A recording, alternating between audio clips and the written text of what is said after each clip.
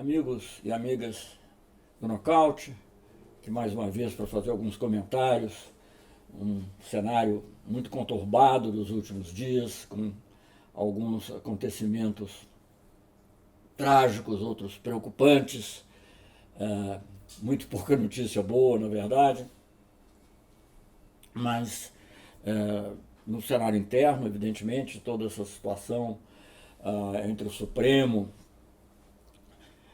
e os procuradores, com implicações possíveis para a liberdade de imprensa também, é uma coisa preocupante. Obviamente que a liberdade de imprensa é muito importante, mas é também necessário que a gente entenda que quando se ataca o Supremo, não é um ataque só às pessoas, né? E sobretudo às vésperas de um possível julgamento importante, que aliás já tinha sido adiado, mas tudo isso é causa de preocupação. E quando você lê na própria mídia, na grande mídia, que apoiou muito, aliás, o Supremo, quando o Supremo se manifestou, deixou de se manifestar, ou aceitou, digamos, o impeachment da presidenta Dilma, que aliás completou 3 anos, está completando hoje 3 anos, o processo na Câmara, né? O Supremo que era muito apoiado. Agora você lê na mídia, o Supremo está desgastado. O que quer dizer isso? A gente não sabe bem. Quando se diz que está desgastado, quer dizer que ele, se ele é a Corte Suprema, se ela está desgastada, está tudo desgastado. Então o Brasil está vivendo hoje uma situação de grande confusão, de grande perplexidade, de grande instabilidade, acho eu, em função de todas essas questões. Claro que todos temos, creio eu, defender a liberdade de imprensa, mesmo eu sou nesse ponto voltairiano. Voltaire dizia: discordo de tudo que dizes, mas defenderei até a morte o direito de dizê-lo. Então, não mudo de posição em relação a isso, mas você não pode deixar de ver esse contexto todo como um contexto preocupante. Eu não vou me estender sobre isso, certamente outros comentaristas se manifestarão, as notícias estão aí e têm estado presentes todo dia. Na área internacional, 2 acontecimentos também graves: a prisão do Assange, né, uma pessoa que na realidade lutou pela liberdade de imprensa, de certa maneira, da liberdade de informação e de expressão, que revelou coisas importantes, né? Graças digamos, ao precedente dele, depois do Snowden, nós sabemos de coisas sobre o Brasil que nós não saberíamos, sobre a interferência dos Estados Unidos, do governo norte-americano, dos serviços de espionagem norte-americanos no Brasil, que nós não saberíamos. Muitas outras coisas sobre Iraque, sobre outras partes, Afeganistão, que o mundo ignoraria, sabemos graças ao Assange. Então é também de se lamentar que ele esteja preso e é de se esperar que ele não seja extraditado, porque ele enfrentaria riscos grandes nos Estados Unidos. Outro evento também que tem um elemento de tragédia pessoal, qualquer que seja o julgamento de valor sobre as circunstâncias, é o Alan Garcia. O presidente Alan Garcia foi presidente do Peru, foi o primeiro mandato dele já há mais tempo, era muito jovem, acho que não tinha nem 40 anos quando foi empossado, ou algo por aí, e era uma espécie de esperança, assim, de uma centro-esquerda, meio liberal, etc. No segundo mandato ele já estava mais neoliberal do que a centro-esquerda, mas era uma pessoa convivível, perfeitamente convivível, foi amistosa com relação ao Brasil, à integração sul-americana, e eu me recordo especialmente de um dia em que eu fui fazer uma visita ao Peru. Eu fiz muitas visitas ao Peru durante o período, porque o Peru foi um país importante nesse processo de integração, de infraestrutura, mesmo no acordo Mercosul, Comunidade Andina, mas eu fui visitar o Peru logo em seguida a um terremoto, né? Então cheguei em Lima e de lá fui para o local onde havia o terremoto, onde estava, na verdade, o Alan Garcia, que ficou muito tocado ali pela presença do Brasil, que nós também levamos. Eu desembarquei praticamente junto com a chegada de um Hércules da Força Aérea Brasileira, levando ajuda humanitária ao Peru, né, depois daquela tragédia. Obviamente, as circunstâncias todas que cercam o processo do Alan Garcia, não sei se tudo já foi apurado, mas aparentemente ele ser preso, é uma coisa também trágica, lamentável que tudo isso tenha ocorrido. e, ao mesmo tempo, não deixa de ser preocupante em termos da estabilidade e da democracia na região que esses fatos tenham ocorrido. Por todos os lados, né? Ninguém pode defender certas práticas das empresas, inclusive das brasileiras, evidentemente, mas também não se pode ignorar que isso, em vários casos, não estou dizendo que no caso dele, isso tenha sido usado com propósitos políticos evidentes, né? Nós sabemos todos que o combate à corrupção é parte integrada nos documentos da política de segurança nacional dos Estados Unidos e muito bem em tese, mas só que isso também às vezes se presta, e ali, aliás, eles não chegam, nesse documento não se chega a falar de mudança de regime change, mas de alguma maneira está implícita essa ideia. Então, são também acontecimentos trágicos na nossa região. Mas há um outro acontecimento também da nossa região, muito triste, que é, digamos, de uma amplitude talvez maior, que é a decisão brasileira, não só o Brasil, alguns outros países já tinham feito isso, acho que a própria Argentina, países governados por regimes de direita, de denunciar o tratado da Unasul. Quer dizer, denunciar o tratado, quer dizer, sair da Unasul de acordo com as normas que o tratado prevê. Isso é lamentável, inclusive pelos equívocos que existem envolvidos nisso. Claro que esses países não vão dizer que são contra a integração sul-americana ou latino-americana, no nosso caso não podemos dizer porque está na Constituição, mas a prática leva a isso. Eu vou tomar um pouquinho o tempo do espectador aí que está me ouvindo e vendo, para falar um pouco sobre a Unasul, sobre como foi esse processo. A Unasul não foi uma invenção, como se diz às vezes, bolivariana. Não. A Unasul foi o resultado de um processo de integração que vem de longe. Enfim, poderíamos encontrar precedentes históricos mais longínquos, mas vamos começar, digamos, o próprio Mercosul. Quando o Mercosul foi criado, até o nome, propositadamente, quis deixar uma abertura para o conjunto da América do Sul. Havia uma discussão na época, discussão talvez meio absurda, mas muita gente chamava o que nós, os países que compõem o Mercosul, de Cone Sul. Obviamente que o Cone Sul da América do Sul não pode incluir o Brasil todo, porque o Brasil tem a Amazônia, etc., que está muito fora. Mas havia uma ideia, ele chegou-se a comentar como um dos possíveis nomes para a instituição que ia ser criada. Isso foi o governo Collor já, depois dos esforços do presidente Sarney e Alfonsin em relação à integração Brasil-Argentina, chegou a se falar em mercado comum do Cone Sul. E eu, na época, me lembro que eu era ainda diplomata, já embaixador, mas não ministro, carregado ali das negociações econômicas. Eu e outros buscamos a solução e chamamos, não pode ser do Cone Sul, o Brasil não é só o Cone Sul, o Brasil tem a Amazônia, não, o Brasil se limita com países andinos, vários. Bem, afinal, até caribenhos, né? Afinal, chegou-se ao mercado comum do Sul. E por quê? Para deixar uma porta aberta para a integração da América do Sul, o que veio a se consubstanciar depois de um longo processo na Unasul. Só para recapitular alguns momentos. Ainda no governo Itamar Franco, o presidente, numa reunião do Grupo do Rio, no Chile, propôs a criação de uma área de livre... Na época, tudo era livre comércio, né? Tinha que ser livre comércio, então tínhamos que usar esse instrumento. Então, propôs uma área de livre comércio sul-americana. Até muitos jornalistas perguntavam, ALCSA, área de livre comércio sul-americana, ALCSA em contraposição à ALCA? Eu deixava meio ambíguo quando me perguntava, eu fui ministro do Itamar Franco, mas enfim, foi colocado. Depois o assunto foi um pouco abandonado, mas de alguma maneira a integração na América do Sul foi retomada até de uma maneira importante pelo presidente Fernando Henrique Cardoso, quando ele convocou, não sei se foi 2000 ou 2001, até agora teria que olhar, uma cúpula, quer dizer, uma reunião de presidentes. Eu me lembro perfeitamente desse evento, porque eu, o que raramente fazia, telefonei para o presidente Fernando Henrique para cumprimentá-lo pela iniciativa de integração sul-americana, que é um passo indispensável para esse preceito constitucional da integração da América Latina e Caribe, que a Constituição não fala em Caribe, mas estava implícito. Então, esse é outro passo.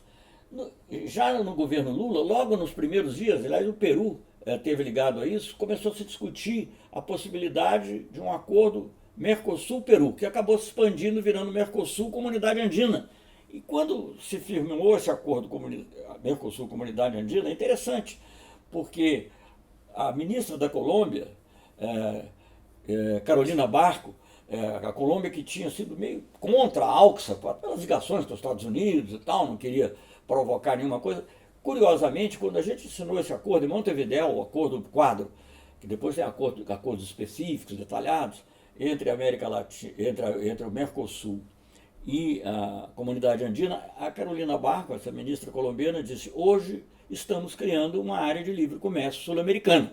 Ali não incluía Guiana e Suriname, que acabaram se associando também aos processos de integração. Mas, de qualquer maneira, era, digamos, 98% da economia da América do Sul passava a estar integrada.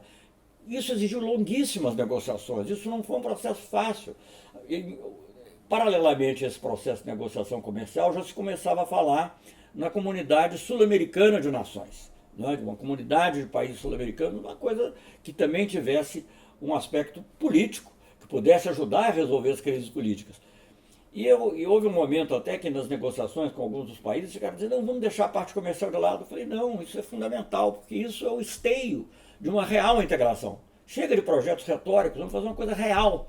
E se nós queremos fazer uma coisa real, nós temos que enfrentar as dificuldades da coisa real. Qual vai ser a cota de açúcar, qual vai ser a abertura para automóveis, essas coisas pequenas que, como todos os que lidaram com o comércio e com negociações comerciais sabem, aliás, é um dito constante na Organização Mundial do Comércio, e era no antigo GATT, o diabo mora nos detalhes. Então, nós tínhamos que conseguir fazer, e fizemos.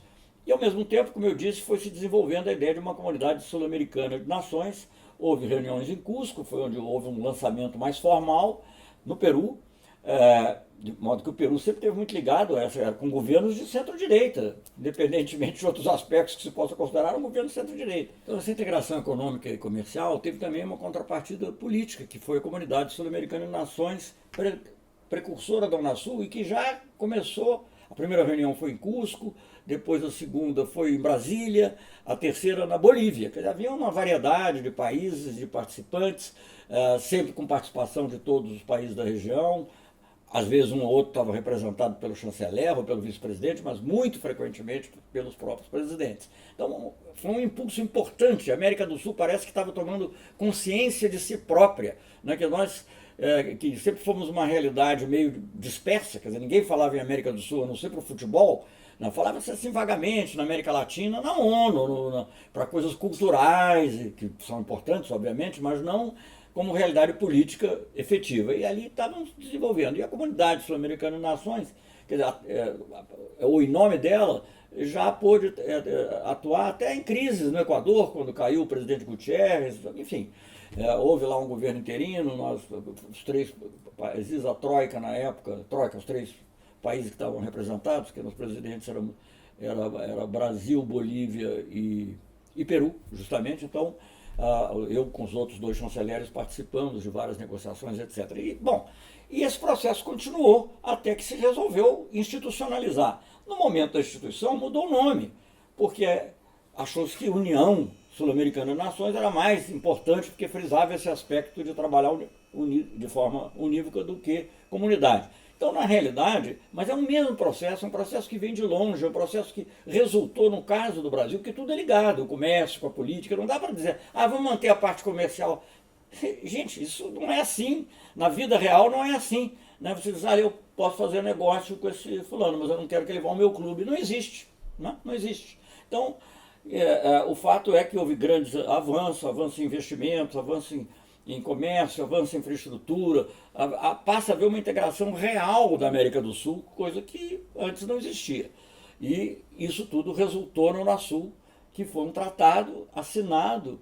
Eu mencionei o Equador, mas eu podia continuar mencionando, porque já na transição da casa para o Unasul, houve uma importantíssima ação nossa em relação ao conflito interno na Bolívia, a pedido dos bolivianos. E lá nós também pudemos intermediar entre o altiplano, que era basicamente as pessoas mais ligadas ao Evo Morales, e a chamada Média Luna, que é parte da planície ali, onde estão a maior parte dos empresários capitalistas bolivianos.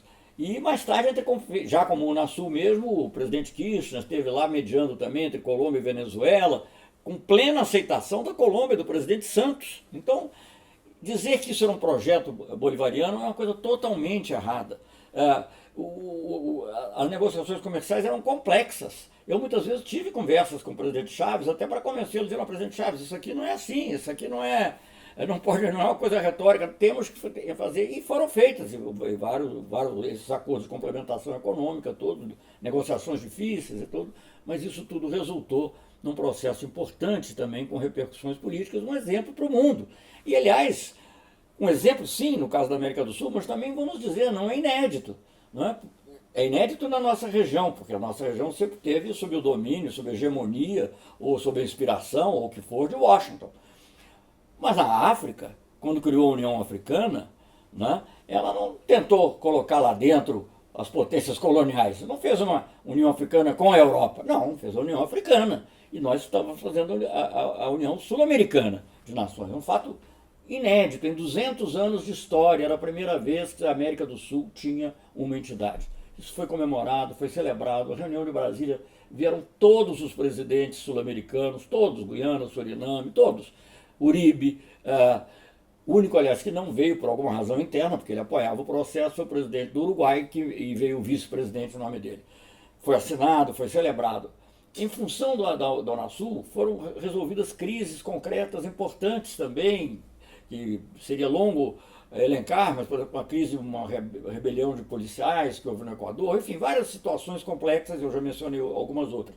E também foram criados instrumentos novos. Foi criado, por exemplo, além do que já vinha de trás, que era essa parte de infraestrutura e a parte comercial que foi sendo criada antes, mas também na parte de defesa. Pela primeira vez havia uma organização sul-americana de defesa. E por quê? Porque a América do Sul tem problemas comuns. Nós temos problemas de manutenção de recursos naturais. A Venezuela, que está aí sendo sancionada, e sendo atacada, e sendo... Né? Não quero entrar no mérito das questões, mas certamente não é através de ação militar nem de sanções que se vai resolver o problema da Venezuela, mas através do diálogo. Mas, enfim, tem a maior reserva do mundo de petróleo. O Brasil descobriu o pré-sal, né? A Argentina tem muitas riquezas, a Bolívia tem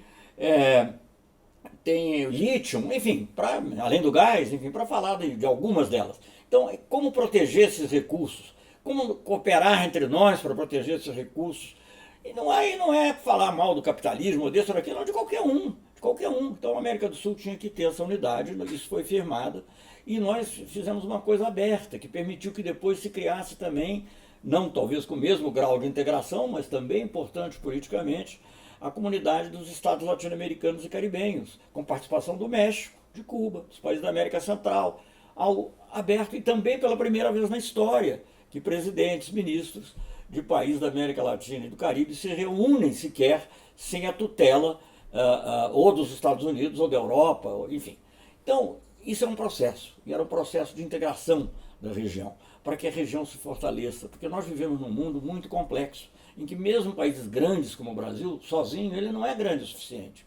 Agora, a América do Sul, a América Latina e Caribe, sim, ela passa a ter uma respeitabilidade. Isso nos permitiu fazer conversas com países árabes, e não venham dizer que era ideologia, não, vamos olhar o comércio.